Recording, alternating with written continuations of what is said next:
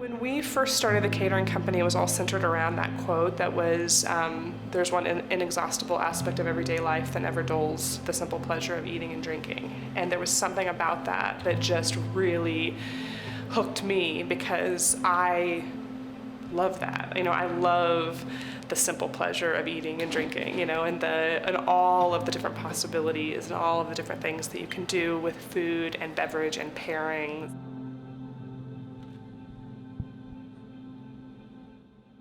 To be able to put the plate of food in the window right here. It's the way I want it to be. It's exactly what I would serve any of my friends. Boom, it goes to the table. Like, there's almost a slightly intoxicating thing about it, I would almost think. Aaron and I met almost 15 years ago. We both worked at a catering company, but at two separate times, but very close together.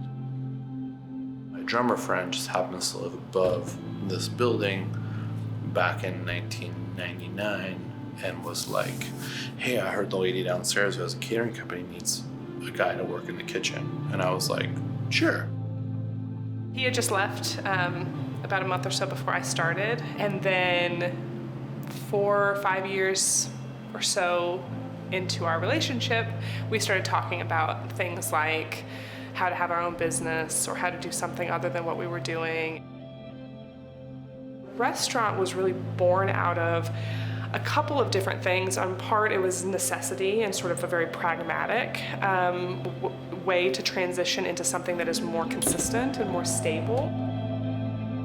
As we get to this idea of we should open a restaurant, it was, what am I best at? Or like, what am I good at? And we had to make those decisions. And the Mediterranean idea seemed to make a lot of sense because there's so many countries that are on that part of land. But then also, this cuisine, the Mediterranean cuisine that we make here now, inspired us when we had it for the first time. And we began to sort of explore the flavors and kind of play around with it and talk about ways that we can incorporate more of the flavor and spice profiles that you find in these regions. We have some really unique and interesting things going on here when it comes to the fact that we do have more limited hours, that we are doing a type of cuisine that you don't see commonly in the area, and wanting to have something that is celebratory. And so we do constantly sort of try to innovate and sort of strike that proper balance between those things. I want it to be joyous, I guess. I don't want it to be overly heady, man. I don't want anyone to have to think about it too much. Sort of, I guess, maybe the more the casual, yet you're still dining, you're still out, you're out, like you are on your better behavior, you're having cocktails, I don't know, there's something about that.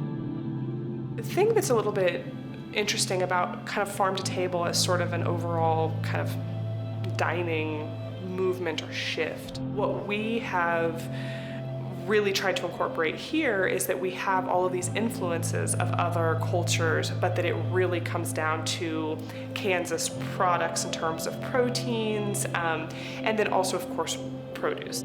Gary and Jeanette, who are our main farmers, they dictate the year, like spinach is coming next week, so spinach is gonna be the thing.